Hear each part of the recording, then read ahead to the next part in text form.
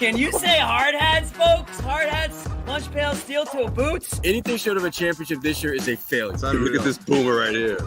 You've just got so much talent here. Somebody said we need to apologize for Jalen. Can I close it, John? What are we apologizing for? What did we say? What did we do?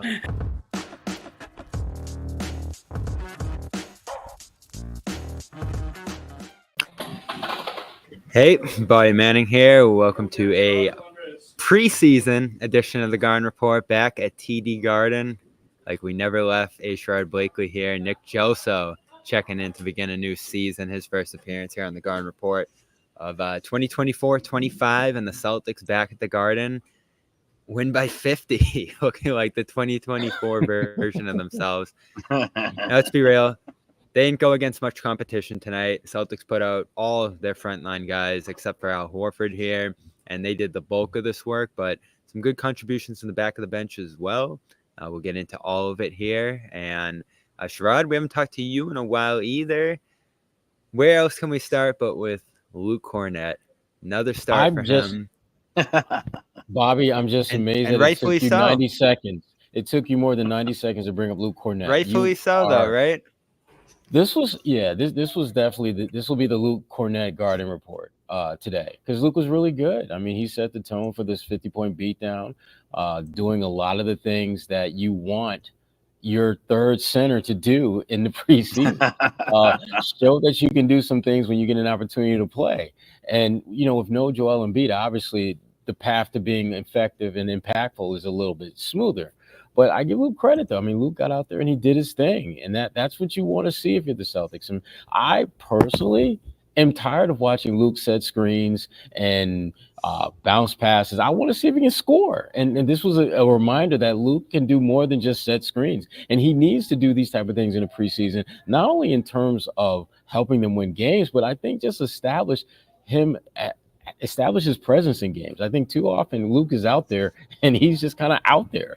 But this is a game that reminds, I think, everyone that Luke can actually ball a little bit. So good, you know, tip your hat off to Luke and tip your hat off to Bobby, because this is the game that, you know, your Luke Kornet mania comes to fruition. We cannot avoid talking about Luke. We have to give Luke love today. So well done, Bobby. Well done. So I didn't start it, Nick. I'll give John Corrales credit for that. Oh, boy. What was it? He asked Joe Mazzulla on Thursday, could Luke start for this team in the regular season? Right. Joe didn't rule it out. Joe said, we'll do whatever makes sense. You know, it could go a bunch of different ways, but he has now started 3 straight preseason games. Preseason lineups, rotations usually don't mean much, but there's obviously a concerted effort to get him some minutes here at the very least with the starting unit. And even if he doesn't start opening night, even if he's not the regular consistent starter for this team, there'll probably be 3 or 4 nights where Horford's out early and he will have to start with this team. So do you give it any consideration just to keep him in that spot? Well, the other set of that, Bobby, is back-to-backs, you know, whether it be the top or the bottom of back-to-backs. You know, so keeping Kornet in the place where he's fitted to start, you know, helps when Al needs rest. I mean, it would be ideal if, you know, the Celtics can get this type of productivity from guys like Tillman and Kornet while KP is recovering. I mean, that quells so many concerns for all of us, I think, because that really, and I agree with Sherrod. It's good to see Kornet get some action beyond just high post. You know, seeing him score, dunk, pass, man. He had a couple really nice passes. Mm-hmm. So I was scared for tonight, Bobby. I didn't know, you know, but it's just as expected. The show started off Luke Kornet. Give credit to Tillman, though, man. He went to the gym this summer and got a 3-point shot. Because the 3 dude for was 3 tonight. Yeah, we have to talk about him too. And listen, some of our commenters will say if they're not going to go with Horford, go with Tillman in this spot. And I had some hesitation there, right? Bobby, you'll be probably devastated and incredibly shocked of what I'm about to say, but I like actually having Tillman playing behind Luke, and here's why.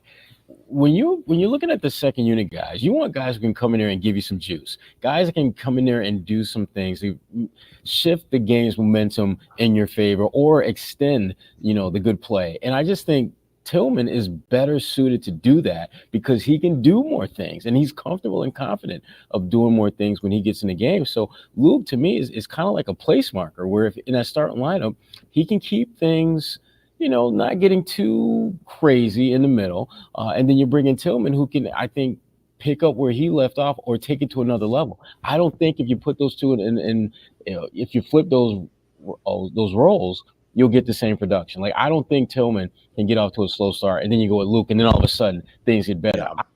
I don't think that's how that's going to work. So having Luke in that starting lineup, Tillman playing behind him, I think with the way this team is constructed, I think that is probably the best path you're going to have until you get KP back. Yeah, and he needs to hit threes. I've said that. I don't know where he fits in this offense if he's not hitting threes. So it's great to see he made some improvements in that area. Now, during camp, he's talked about the fact that he didn't do a ton over the summer. He got surgery. So hopefully his knee's good now because he dealt with a lot of knee swelling after games. I think he said his knee would swell up after pretty much every game he played last year. So if he's in a better physical position here to be able to move, to be able to do the different things that they want their centers to do, Nick, he's going to play a lot more this year because he really didn't play much once they got him at the deadline last year. He was like that depth reserve guy who would play in case of emergency.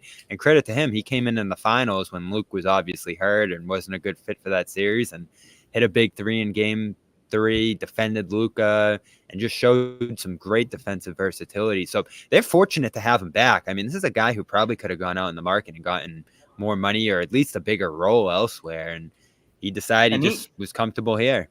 He's thrilled to be back, thrilled to be here. So, and yeah, I think you could see that he's moving better. And anytime a player goes out and comes back with another weapon added to their arsenal in an off season, especially a role player guy like that, you want to reward them. And hopefully this continues in regards to distant shots. I mean, tonight he just looked really, really confident launching from deep. The other notable, Bobby, is probably Lonnie Walker logging minutes tonight and making an impact. Thing is that for me, I think takeaway. This is like the type. I know it's preseason, but it's still the type of game where the Celtics would maybe take the foot off the gas, knowing that I couldn't even name 2 Sixers tonight, and they didn't. And they just pounded the hell out of them. And then the second unit comes in and you get productivity from Walker and Jordan Walsh Hauser looking pretty good. And Walsh. Yeah. And I mean, not only, contributions, but just a lot of confidence. Like they really look synced up. I know it's just preseason. I want to get to some of those back-end contributors because there's obviously roster battles going on right now, positional battles, who can fit in off the bench. There were a couple guys I never even saw in my life. Like who's on the Celtics? Who is that? Scott, I can't even say his name. He came over from the Knicks. I think he'll be main starting center this year. They picked him up pretty late in the summer. But I want to give a shout out to Prize Picks. Tomorrow is football Sunday, so very important to go over to Prize Picks, set your daily fantasy lineup. And that's the thing. This is daily fantasy. You don't have to commit to your team for the full year because everybody's lineup's a mess right now in these full season leagues. Sherrod, I don't know how you're doing in our league. Injuries left and right. Your season can go down the drain after 3 to 4 weeks. So daily fantasy is great because you're only committing to it for a day, for a week in a football standpoint here. And right now over at Prize Picks, you can use the code CLNS. When you play $5, you'll get $50 instantly. All you got to do is pick 2 or more players, pick more or less on their stat projections, and you're off. And it's that easy. No season-long commitment, no injuries killing you. And the best thing about Prize Picks is they actually have injury insurance. So if your guys go down in the first half, your team stays in play out there. And they have a great offer coming up for the basketball season, a free Anthony Edwards square coming up. So we'll tell you more about that next week as the opening night gets closer. But for now, you got football coming up. So go over there, CLNS, use that code. Again, play $5, get $50 instantly at Prize Picks. Again, pick more or less. It's that easy over at Prize Picks. Run your game. So let's get to some of those back-end contributors, Nick. And I guess we'll start with Walker because I haven't heard too much from you on him. Sherrod, we were in a pretty adamant place that he's probably not going to make this roster. Maybe he sticks on with Maine. He didn't look great out in Abu Dhabi, or at least look in sync yet. But he came out in the second quarter, got some run here, and then into the third quarter scored 7 quick points when he got some opportunities in the offensive end. It's a tough system to break into quickly, especially when you're a score-first guy like him. So I feel like that's the biggest reason that they want to funnel him to Maine, along with the money aspect here. He's going to cost a lot of money if they keep him on the roster from day one. So I think the odds are against him making this roster. But how do you just feel about him as a player in general, Nick? You know, I only have obviously Abu Dhabi to go by, and I didn't really watch much last year of him, and also your interview with him. I liked his attitude. You know, he really wants to make a difference and contribute. But you know, like you said, and when you're coming in, you're coming into a defending championship team with a roster that is just brought right back. So you're kind of fighting to begin with people who already have chemistry. So I'm glad to see anybody that can contribute off of the bench in that capacity is great. So, yeah, Lonnie Walker. Sherrod, what are your thoughts? I think they're gonna find a way to keep him around as long as possible. I just think he's too talented a player to just walk away for nothing. Remember, this guy is only 25 years old. He came into the league at a relatively young age. You look at his first 4 seasons in San Antonio, his scoring average went up every single season. And so this is a guy who showed clear growth when he got an opportunity to play. Things, you know, last couple of years haven't gone quite as well, and we haven't seen that continued growth, but a lot of that had to do with just health, injuries, and opportunity. He is a guy that I do think if you keep him around all season long in some capacity, he's going to win you a couple games. He's going to have nights where he's going to be one of the top 2, top 3 players on your squad. And those are going to come in nights, I think, where the Celtics are just going to need a little extra something, and he'll be around. So they're going to find a way, I think, to keep him around all season long in some capacity, because I just think he's too talented. He's got too much upside. And frankly, the price tag, yeah, we know about all the second apron issues that the Celtics are going to have to deal with financially. But Lonnie, you're talking about a guy from the very beginning you're getting at an incredibly reduced rate to begin with. So they're going to find a way to keep him around. All right, we got Joe Mazzulla live from the podium here at TD Garden talking right now. Great job being decisive in his shot selection, in his spacing, and in his pick and roll reads. So he's worked really hard in the offseason, you know, just becoming more versatile. Him and the player development team have worked really hard on that, and so credit to them. So he's playing really well, and I really like just kind of the time he's putting into it. Joe, there's a point later in the game where you called a timeout after the Sixers hit a couple shots. You emphasized at points last year the importance of, you know, treating every player the same, you know, treating every game like, you know, a real, like, meaningful game and something, and treating the starters the same as the bench. Is that something you're emphasizing in the preseason, even though in a couple weeks, like, these stats and standings won't matter? Like, what situation are you talking about? I was just saying there's a point later in the game when some of the bench guys were in and you called a timeout. It seemed like a similar sort of timeout you would call if the starters were letting them run or something, like the importance of treating those guys the same and the importance of treating these preseason games the same as the regular season, even though they might not. Yeah, I mean, it's important. I mean, I think the way you treat those guys, it shows the continuity. So one of the strengths of this team is regardless of who's in or not, we execute at a high level, we play effort. And I think that's the way that we try to hold each other accountable to that. So I enjoy coaching them, and they work hard. So I think it's key to try to keep that. Joe, just Luke at the beginning of the game had, you know, a nice here we go. Just how is he fitting there with Bobby? He's stealing your guys? thunder. Have you seen any kind of like progression from him from like last season? Yeah, I mean, it's he's worked really hard this summer, and I've definitely seen him get better. Just his screen reads, his spacing recognition.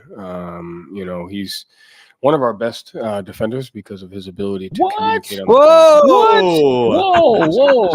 He does a great job Hey! reading each possession, and I think he's gotten really better punking us? offensively up until this point. All right, where's the camera? With his screen angles and his spacing recognition mostly. And you cannot be serious. Better. Look at Bobby's face right now. How happy Joe, he is. longer look for Lonnie tonight. How do you think he handled that, and how have you seen him integrate into your guys' group over these last couple of weeks? I think he's been really good. I think it's an adjustment coming here. It's a just different style of basketball, and I like his open-mindedness to learning. I like his patience, and I've saw him make. It's funny when you get a guy like him who's been in the league for 7 years. I saw some things today that he might not think are important or that other people want, but like they're really, really important things. Defensively and offensively, whether it was his positioning or whether it was a small cut that he made or a read that he made. Like those things go a long way because they open up opportunities, and they may be things that have been taken for granted, but he was efficient, 4 for 7. And some of the stuff that doesn't show up on the stat, he picked up on, and it was great to see that. And so he's enjoying just kind of working hard, and he'll get another crack at it again tomorrow. Joe, following up on that Lonnie question, you talk a lot about humility, and he's kind of showed that, especially with us just talking about how he needs to take it as a man, not getting a guaranteed contract, all that. Like, I guess when you have a new guy coming in, trying out and everything, like how does that fold well into the locker room? I think there's a standard that's been set by the people that have been here for a long time, the players. And then when, we try to bring guys in that want to uphold that. And so it's a credit to the locker room for setting that one for, a long time. And then it's a credit to the guys coming in that work to be a part of that. And so you're right. He's shown that. He's shown his patience. He's shown an open-mindedness to get better. And we just have to continue that. Thanks. Wow. One of our best defenders. I love it. Some good stuff on Lonnie Walker there. A lot of praise. I saw that tonight too. Listen, I'll let the Luke stuff speak for itself. We all watched it. Bobby, but Bobby, did you give Slip Corrales the question to ask tonight? He the Cornet totally question. did. You definitely. I told you did. I got to give him not even I was on the start Luke bandwagon. So credit to Corrales for that. But I'm jumping right on board, obviously. Obviously. You broke in there, Sherrod, when you talked about the little things Lonnie did tonight, though. Yeah. What stood out to you in that sense? The playmaking. I mean, the thing about Lonnie, when you look at his just career trajectory, he's never been a guy known for giving up the rock. You look at his shoot, he's a scorer he's more of a scorer than a shot maker per se, because his percentage number-wise is not great. I think his best season was maybe 43, 44% from the field. So he's not an extremely efficient scorer. And when it comes to assists, I don't know if he's ever averaged 2 or more assists a season. Actually, no. He had one season, 21-22, is last year in San Antonio, where he averaged 2.1 assists. Everything else was less than that. And so in the limited minutes he had tonight, I thought he made some really good reads, got the guys the ball in sweet spots where they could be impactful, make plays. And that's the kind of stuff that I think Lonnie really has to lock in on trying to figure out, how can I contribute to this team, this championship caliber team, in ways that can keep me around. They don't need another guy that can go out there and get buckets. They got plenty of guys who can do that. What are some other things that I can do to help my cause? Defense, rebounding, making the right reads, getting other guys involved. All those little intangible things that often are either ignored or overlooked in the final stats. He's got to be able to be really good in those areas, because that's the only way he's going to stick around. Because if he locks in on just trying to get buckets, it's not going to end well for him, because this team doesn't need that from him. And I give him a lot of credit, as was alluded to. He's humbled himself to embrace the fact that I can't be that guy that played 4 years in San Antonio who was averaging 10, 12 points a game. I got to figure out other ways to contribute to this team. And I think tonight was yet another step in the right direction for him, understanding that and embracing what that involves. Yeah, there was one play in the second. He had a transition run out, and he could have just drove to the rim, but he looked to his right, saw Pritchard running behind him, and tossed it to Pritchard for a 3 during a big run for the Celtics there in the second quarter. And that's another thing that stands out to me, Nick, this preseason. So this is Cornet's 5th year here. This is Pritchard's 5th year here, I want to say. This is Hauser's 4th. That's crazy. Time has flown. So that Hauser, Pritchard, Cornet core that's going to generally be their bench, I mean, how good do those guys look? Hauser's just out there hitting every shot. He's even going inside and hitting some shots. Wait a minute. How good does Brad look? Yeah. Putting those three together and knowing, not that maybe he didn't And credit to Danny, ball, Nick. but Danny did credit draft to Pritchard. Danny still has his fingerprints on this team. That was Danny's last first-round pick here, Peyton Pritchard. Yeah. And he's still here. So Still those guys here. look amazing. All of them look like they added aspects to their game. Hauser moving inside the arc, shooting some shots from two. Pritchard looks stronger, more assertive, pulling up on his shots. And Cornette, as we've talked about, has certainly added to his game as well. So that bench looks good here. I get a general feeling it's preseason, right, Nick? You don't put too much stock in it, but everybody seems to know their role. Everybody seems a little more ingrained in their role and looks like they added to, what they can do in that. And there's just an assuredness. Like I keep comparing this to 2009. Remember how great they started in 2009 after the title? Yep. And this team actually has everybody coming back. That 2009 team lost guys. Yep. Right. Yep. Man, I think they pulled off 19 in a row that year in 2009 before Garnett got injured. And I agree. In what I've watched the first three games, I mean, they won a title, and you could see they finally seem comfortable with their swagger. Like they have some swagger. It's preseason, I get it. But Abu Dhabi, consider that a regular season game to a degree because that was a showcase. They were playing overseas and giving it much more than they give in the All-Star game.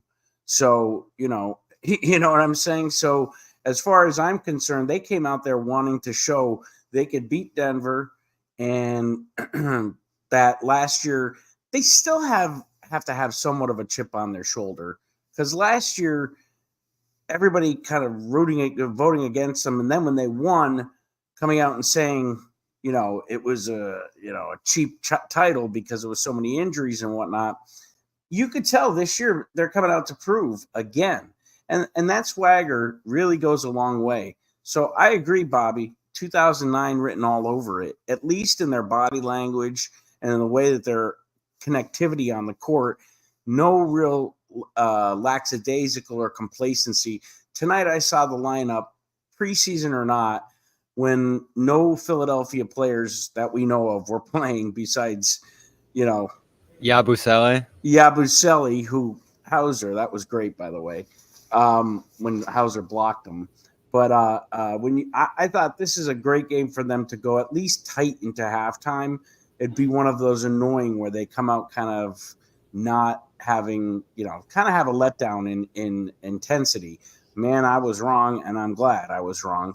And again, it goes to show that they're locked in. Everything they talked about on Media Day seems to be, at least through 3 preseason games, all the ships are sailing in the right direction. You get that sense, Sherrod, that they're going to have an 09-like start based on what we're seeing so far? Well, the big thing, and knock on wood, is just health. I mean, I think that's the only thing that can derail this team. One of the things, and Bobby, you touched on this earlier, when you have, to me, the two things that really jump out about this team, they embrace their role because they won a championship, and most of the guys who weren't already getting paid got paid this summer after winning a championship. That's a really good point. Huge point.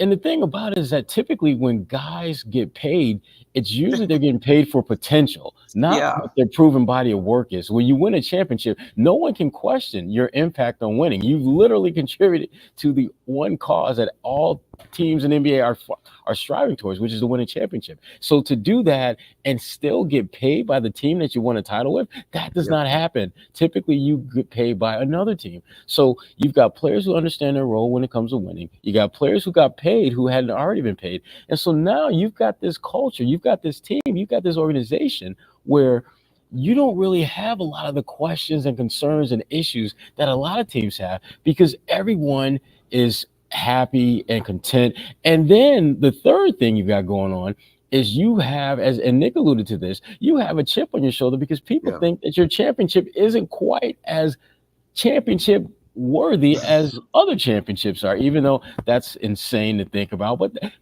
when you look at the Jalen situation, you look at Tatum's situation, with Team USA and all that stuff adds up to a team that's going to play with a little bit more of an edge, a little bit more motivation. And again, you've got all those other things that are working in their favor too, which is, you don't have anyone playing for the next contract on this team. So that takes away a certain element of selfishness that a lot of teams have to deal with. You don't have guys trying to play more minutes or significantly more minutes than they've already played, because the role that they have, they're going to play similar minutes, and you're going to make good money doing that. So this is Ubuntu on a different level that we're seeing. It is, and the belief in the front office and ownership to bring everybody back. Let's not forget, Danny Ainge let Posey go. There were quite a few. So Posey was a big one, and I think the next year Tony Allen, if not in 09. And then PJ Brown's not back on that team. PJ Brown's not bad. And I don't know if that was Danny or Wick at the time, cutting the purse strings. But this year, everybody got paid. Or Irv, right, Nick? Or Irv, maybe. Yeah, I know. I haven't seen Wick. Have you? Yeah, he was in Abu Dhabi, I think. Oh, good. Oh, he wouldn't miss that. No way. So, maybe it was Danny, maybe it was Wick, but this time around, they went all in. And I think when people are rewarded to what their value is, it's good to see loyalty back in return and loyalty in your play. You know what I'm saying? So you could see that this year. You're right, Sherrod. Like, there's no hidden agendas. They really seem to be kind of all on the same page. And Jalen, just through 3 games. Speaking of Jalen, Nick, let's save the point. Wait a minute. I was the first to bring him up. I want to get the brownie tonight for bringing him up. But anyway. All right. Yeah, it's about us. So every time we step out on the floor, it don't really matter who the opponent is. We just got to play our standard of basketball. So that's the tone that we set throughout training camp, and that's the mindset that we have. Jalen, you came into the league with Yabusele back in 2016. What's it like to see him back on an NBA court after 5 years of being abroad? No, it's great. We got a chance to talk before the game. And Yabu is one of my good friends. We kind of came into the organization together. So to see him back in the NBA, he's been playing well overseas. I thought he had a great Olympic, kind of run. And it kind of led to him being, here, even though he's on the Sixers. It's all good. Still, it's still bittersweet. Hi, Jalen. Talking from Brazil and with Raiz do Basquete. Bom te conhecer. Thank you. Aside from TD Garden. All right, Jalen. Okay, Jalen. All right. Yo hablo español y tú, papi. That's a tough one. I can do that too now. Come on now. Probably, I like playing in New York. Also like playing in LA. I would say those two. Just big stages, big games, a lot of history with those teams and arenas. So I would say those two. Thank you. Say what? Jalen, you found a connection with Luke Cornett early in the game. You found him on a few passes. All right, Luke question. Preseason. That's impressed you. And can you speak about that connection a little bit? Yeah, just Luke knows how to play, being in the right place at the right time. So being able to find him and get him going helps our offense and everybody else get easy ones. So we look forward to being able for Luke to be able to step up and make plays for us on both ends. He's a big part of our offense. He was hitting a few celebrations in there too. Are you a fan of his 10 points in the first quarter celebration? Gotta love the Cornette celebrations. Where would we be without those? We love to have personality on our team and have fun. And is that some sarcasm? That was a hell of a lot of sarcasm. We'd like to get going. We'd like to get those celebrations going. That means we're doing good. Where will we be without those? Jalen, you've stated that one of your goals for this season is to make an all-defensive team. What have you been doing in the offseason to work towards that? And how do you find ways to stand out on a team full of elite defenders? I said that last season, not this season. And I feel like I should have last season. I feel like I took every defensive matchup check the tape. All season long. I guarded the best player on every team. Did you hear him? He's right now saying why he should have been all centers. Whatever, but I love people don't pay attention to defense. I love people only care about offense. He's still salty about it. I love it. I love it. That's what I'm talking about. That is what I'm talking about. Yeah, I You won know a what? He's not championship. Yes, I was whining. NBA Of Finals, offense, but he damn had it, I'm 3 still of salty the about not first being 4 All assists NBA. tonight. Is that a Hell point of yeah. focus for you? Yeah, Season? I think I've definitely been working on my playmaking ability. Just being able to see the floor, make great reads. I feel like I'm in a good space in that, just keeping the floor balanced and making the right plays and creating plays for my teammates. So I'm looking forward to doing that and taking on that role this year as well, being a playmaker, finding guys, and just keep putting pressure on the defense. That was interesting. There's a bunch of guys with you guys right now that are not going to be on the main roster. They're going to be up in Maine or in other places. What kinds of conversations go on with those players if you kind of know this is maybe this is their last week in Boston and this is a really rare opportunity for them to be on the parquet? We appreciate them for the contributions that they've made to preseason. I think everybody has had a high intensity level, which has added to What do you our think of the group. glasses, I Nick? feel like we had a strong training camp, and a lot of those guys contributed to that. I don't think I Obviously, like it's a them. tough league, so being able to, build those relationships and stuff like that while you have people is great. But you wish them well on their journey, and you just appreciate them for the time that they were here. All right, that's Jalen. You know I what? want to get some Jalen- Lonnie Walker in here too, because he just Well, spoke before in the you locker go room. But to Walker, go ahead, before you Nick. go to Walker, Jalen, Love that dude. he could bitch, but he doesn't whine like Jason. Like Jalen, you know what I'm saying? Like Jason, he could be such a friggin' whiner. Where Jalen gets pissed off, like you can hear it in his voice. You know what I'm saying? And I like the fire. Like I like the fact he's pissed off that he wasn't all defense. He sounds And disrespected, right? yeah, and you know what? And he's right. He did guard the best player on the opposing team just about every night. Give the guy Well, he some did get credit man. for it in the Finals MVP because I feel like that's the biggest reason he won that. Well, I agree, but it's still different. Go ahead, Sherrod. What were you going to say? He also got you 20 points and some change every damn night. Yes, he did. I think he was MVP in his own right Yeah, without the absolutely. defense. I love the fact that he won the greatest award you can win during the finals, which is MVP, and he still has that edge, that level of like, you know what? If we're being honest and real about it, Jalen is being petty, and I love that. I like it. I love the fact that.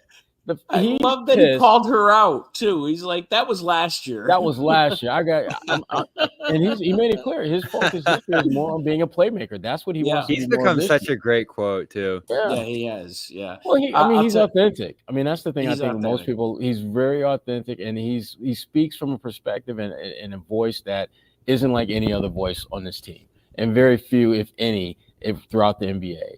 And you respect that. You may not agree with all the stuff he says, but you respect the fact that you know where it's coming from, and you know that at the end of the day, everything he's doing has one goal in mind, and that's to win a championship. And he been there, done that. So defense, that was a goal going into last year. Now I want to be a playmaker, and to his credit, he's been very good about achieving the goals that he sets out. Yeah, yes. Oh no, he has. He really has. And so far, I mean, at least tonight, I thought he was really making an effort to distribute the ball, find the. He looks a little more explosive physically too. He's He got definitely bigger. Yeah, I mean, he's jacked. bigger. Yeah. He's bigger. I've He's noticed bigger. him playing around the rim, just being a shot blocker, just physical presence defensively inside. And he got called for a foul on one today, but there were a couple plays in Abu Dhabi where he was just stuffing guys off the basket around there too. So I expect a little bit more defensive versatility from him this year too. And obviously he's going to try to take on more of an offensive load as a playmaker too. And that could get Jason going as well. We talk all the time about how hard the game is. Yeah. Let Tonight I Jalen absorb counted some double teams. I know all night we're saying just preseason, I think, because we don't want to sound silly, but in the first half, I counted only, I think, 2 times. So basically the whole game that Jason did one of those long, prolonged isolation, over dribble top of the key, turn into nothing possession. And seeing that, if he can play off the ball a little more, it allows for, because sometimes he just sticks the ball when he's at the top of the key. Everything stops. Everybody stands around. So Jalen being more active and more looking to distribute as well, I think really helps Jason quite a bit if he embraces easier the than role we'll off the probably ball. expect it to Oh be, but no, mute me. yeah, I mean, I think it's a Cornette's pretty at good the solid podium point right or now. starting point, and I think we'll have to keep kind of getting better and kind of getting back into the speed of things. Joe talked about your improvements, things like screening angles and just getting into space. What was your off season like getting prepared for this? Yeah, honestly, a lot of it was a little bit quicker than usual, but I feel like honestly just being a big in this league is kind of trying to be in a good physical place with all that, and I do think. It's been a pretty small sample size, and Denver kind of plays a pretty unique way that was a little different. But I think continuing to find ways to be able to help our guys get open, be able to leverage the advantages that we have, just based on who and what's on the court and our ability as a team to kind of recognize that, which a lot of times can involve the five. But yeah, it's interesting, just all the little things of knowing where you're on the floor and who's on ball and who the big is, and therefore what you want to kind of do to be able to create the best advantage. And I think honestly I did all right in that in some respects today, but then I definitely have some other places where I know I could have did something different that would have probably been more effective. But it's a lot of just playing the game and kind of thinking the game and trying to put ourselves in the best spot every possession. Luke, I'm wondering if you can talk about the physicality that you observed in tonight's game and how you see kind of the more physical parts of your game fitting into what could be a starter role. Yeah, I think that's.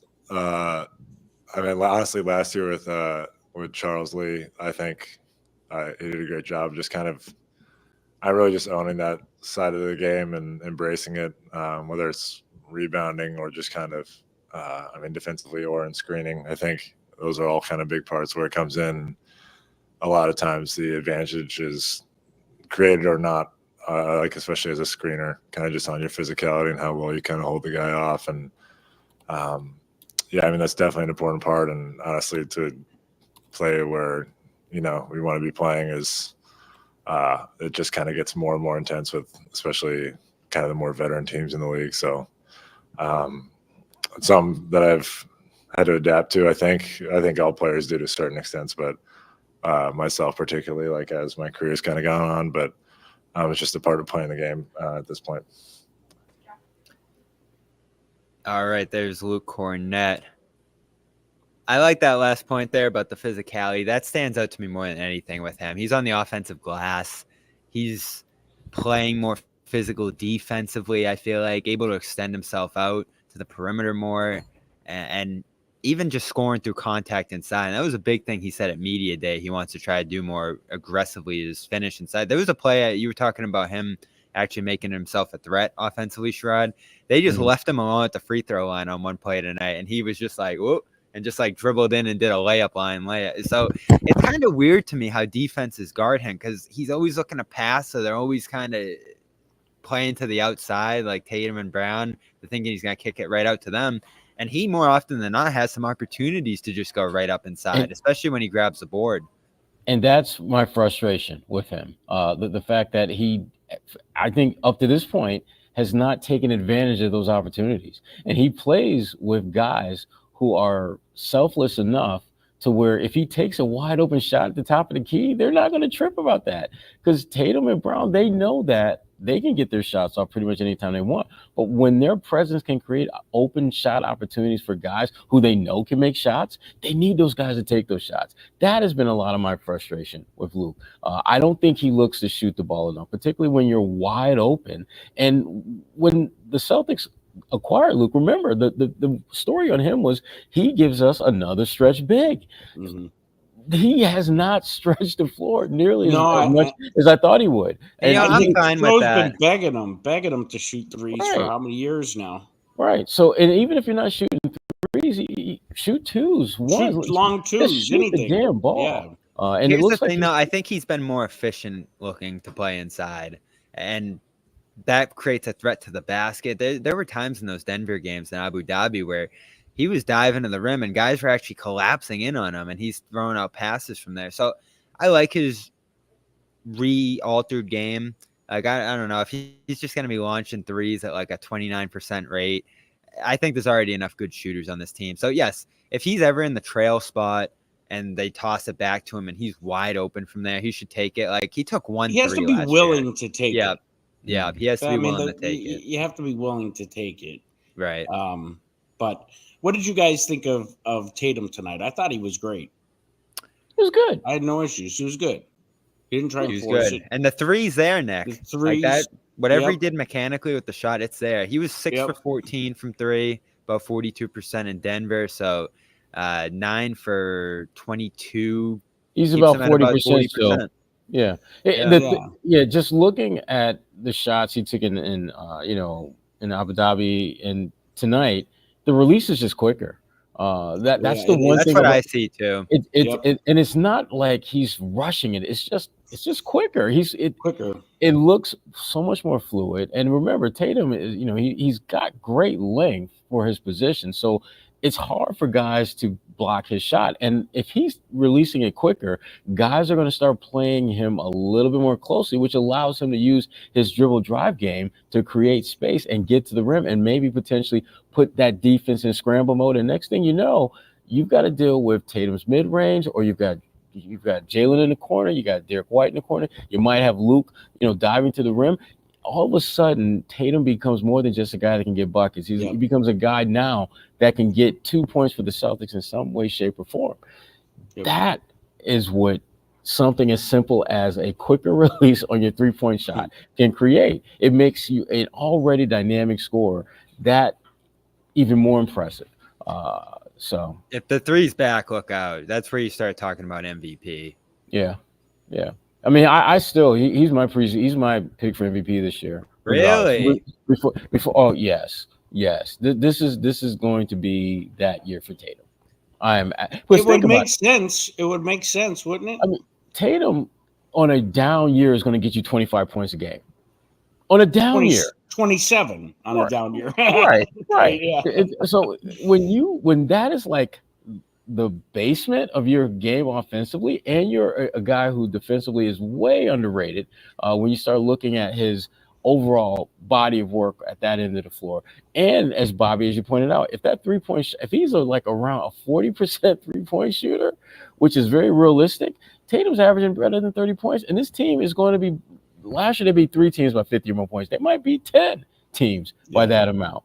I mean, Tatum has the potential to be easily the best player in this league. He's got the best team, so that's half the battle right there. Is can you elevate the play of your team?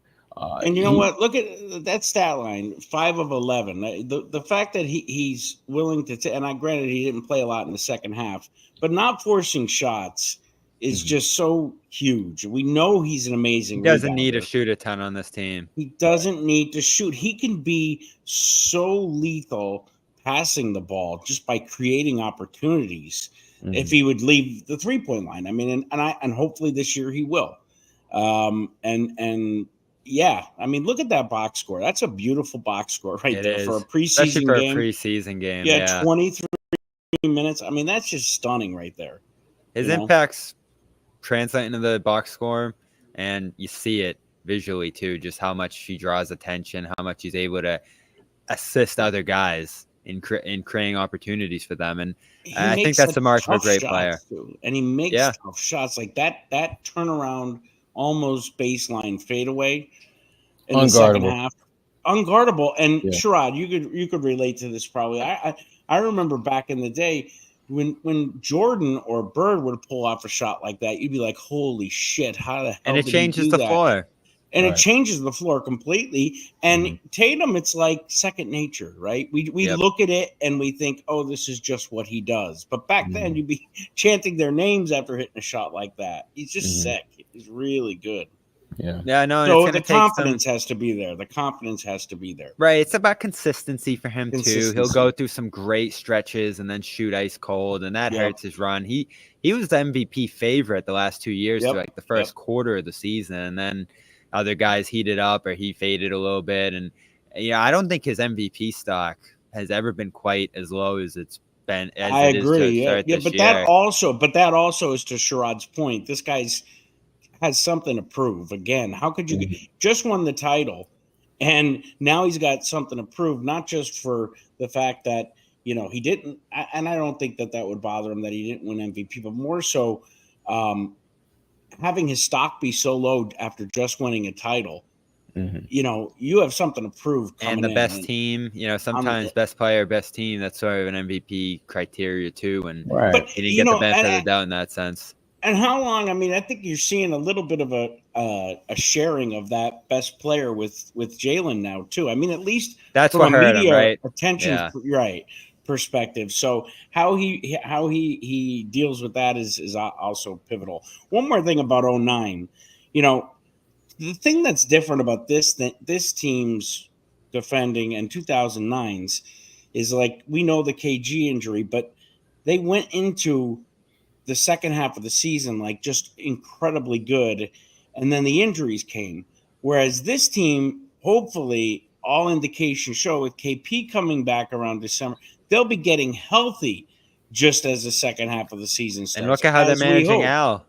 I want to get to Al before. Already. I love that they're managing Al. I saw that on your rundown. Yeah, I want to get to that before we get out of here. But first, well, the other thing is that just real quick, I think the Celtics are more equipped in 2024 to defend, and that 09 team was playing just so much hotter than even the 08 team maybe. So the 24 team has a better chance, I think, to repeat than the last Celtics team because of the way that the roster is set up. And I don't see a major threat. Philly, we can talk about them later in the show, but I just don't see a major threat right now that scares you. And that's the word, scares. There's no one that should scare you. It's better, but you can take any of them if you play your game and play your potential. And so far, again, preseason, you don't put too much stock in any of this. Yeah. There's no signs that there's slippage. There's no signs that there's a hangover. A guy's just not paying attention to what they need to be doing right now, which is good. And these starters have played a decent amount so far, which I think it's probably going to change. You know what else, Bobby, too? There's, before you go to the game time read, there's a difference between swagger and puffing out your chest and being overconfident and obnoxious or whiny or, complacent. And the fact that for preseason alone, they're coming out just like they left the court in June is just such a great sign as to the toughness of this team, going into a defending year.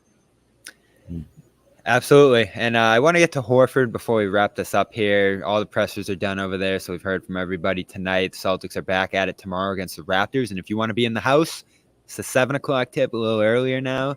Get in and out of the Garden, see some of the guys. I don't know who's actually going to play tomorrow, but Joe Mazzulla told us Lonnie Walker will be out there, so at the very least you'll see him. And Al Horford, Joe said, is scheduled to play in one of these preseason games as well. So I'm sure he wants to play in front of the Garden floor, and tomorrow might be his opportunity. It's definitely your opportunity to get in there with Game Time. Panoramic views of your seats. That's my favorite feature over there, so you know exactly what your view is going to be before you buy your ticket and before you get to the arena, whatever it is. And that's big for concerts too. I went to Stevie Wonder, Sherrod. Didn't know what my seats were going to look like. MSG, there's some weird seating in there. I'm up on that circular thing. I know you've probably been up there. Yeah, that I know what circle you're that talking goes about. around the top. So I'm like, all right, am I going to get a view of the stage? Boom. SeatGeek, you go in, you hit the ticket you want to buy, and it shows you, boom, you're going to see the stage from where you're sitting at, even though you're pretty high up. It was a tough ticket, but got it on Game Time. And I didn't think I was ever going to see Stevie Wonder at his age, and I don't know how much he was going to be touring anymore, but man, thanks to Game Time, got in there, MSG, special show, and I'm always looking for concert tickets. So right now you can use the code CLNS, $20 off your first purchase, terms apply. Go over there for football tickets this weekend. Celtics playing on Sunday. If you're up in Toronto, Tuesday, they're going to be up there as well. And the home opener coming up as well, which is going to be a tough ticket. But if you're going to get it, it's on Game Time. Best seats, lowest price, guaranteed. Again, use that code CLNS for $20 off your first purchase. Terms apply. Welcome in Noah Dalzell from the TD Garden floor. Thanks to Nick Gelso for joining us here tonight. I think he might be back tomorrow, but either way, it was great to talk to him tonight, get some of his thoughts. We were just going to talk about Al Horford briefly before we get out of here, Noah, but what was your biggest takeaway? I'm just here at the buzzer. Otherwise, I don't think you can take too much from a talent standpoint. I think that Luke Cornett said it at the podium, but they just had so many advantages that it's just hard to even assess anything. But I think you can assess that they just had a really good, approach to this game. They were very locked in. Everybody took it really seriously. And you have to appreciate that. You can't take that for granted after a championship that in preseason you're going to come in and just look great off the bat. And so I thought just mentality-wise, they looked focused on the details. Outside of that, I don't think you can take too many assumptions on people's individual play from how outmatched they were. So the biggest story we're tracking, we started off the show with it. We discussed it the other day, Noah, and we got a third straight Cornet start tonight. Horford sat again, which I'm not putting up any alarms or anything like that, red flags, but it is curious that he still hasn't played this preseason. Clearly, they're taking it as slow as you can, getting him on the floor and putting him into action. And there's no need to see him out there. I think that's probably the biggest reason that they're moving as slow as they can right now. And he'll ease his way into the regular season, I'm sure, too. But with each passing game that they're not playing him, I know they want to get him into one by the end of the preseason, as Joe said here, but Cornet's playing a ton with the starters. Horford came off the bench pretty much all last year. And then when Joe got asked Sherrod the other day, could Luke start and Horford come off the bench? He said, well, we'll figure that out. We'll do whatever makes sense. So he didn't rule it out. I'm still betting against it. But, man, tonight, I thought we were going to see Al tonight, and we didn't. And Luke went out there and just went off to start the game and looks so good in that role right now. I might be starting to buy in a little bit, Sherrod. I'm not. Don't do it, Bobby. Don't let your Luke obsession blind you to what's happening here. Listen, if Joel Embiid would have been in that lineup tonight for Philadelphia, I don't think we would have seen Luke play as much as we did, and certainly not play as effectively as he did. So let's just keep a little perspective with this, Bobby, shall we? Luke is playing really good basketball, and I give him a lot of credit for making the most of his opportunity. That is great to see. But Luke, when Al is back, it should be coming off the bench. The idea of starting Luke and having Al play behind him, that's not going to work. I don't think that's going to work. I just, at this point, Al, as long as Al has enough juice to be comparable to what we saw last season, he's going to be in that starting lineup when the season starts. What do you think, Noah? Yeah, as my Wi-Fi. Yeah, I was gonna say, sorry, I have bad Wi-Fi. I'm at TD Garden, so it's not my fault. But I think my perspective on the Al Horford thing is, unless there's something that we're missing, like he has some sort of unstated injury, which you never know. I mean, they don't tell us unless they have to about some of these things. But so unless there's something that's nagging him, he has some soreness.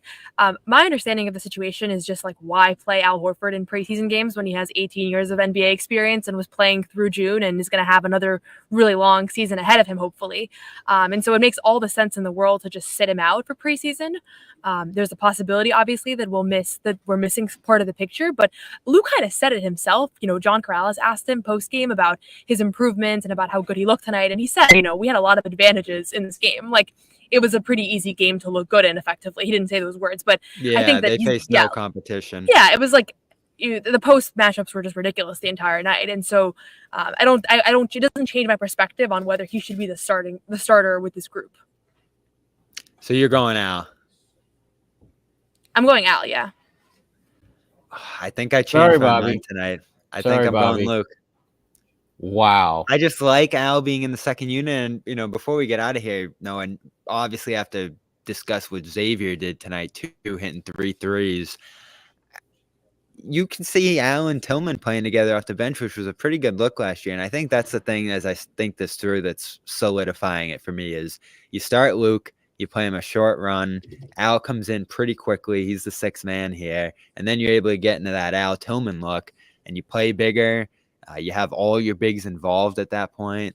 And with Tillman's hitting threes, you like him at the 4. And he's now, 5 for 7 this preseason from 3? Mm-hmm.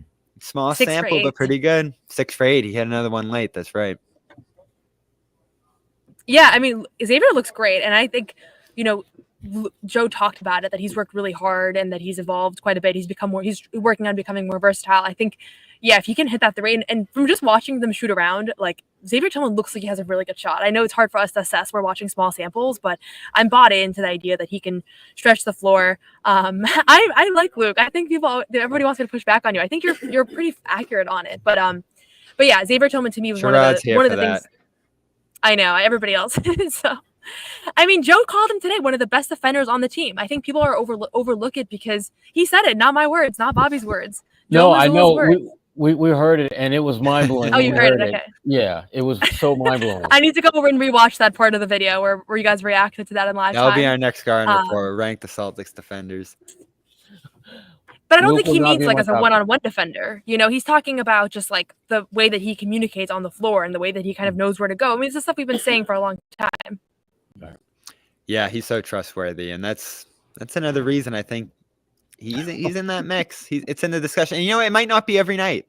I think opening night, it's Cat. He's out the three-point line. He's going to be taking 10 threes. That's not Luke's great position to succeed. So on that night, it doesn't make sense. Yeah, I could see Luke on those back-to-back nights when someone's got to start in place of Al. I'd go with Luke. Absolutely. But if I got a healthy Al Horford who's ready to go out there and ball, hell no. Al's going to be in that starting lineup. Makes sense. Makes sense to me. And there are 3 back-to-backs through November, 5 through early December. So plenty. That means there's 3 likely starts for Luke.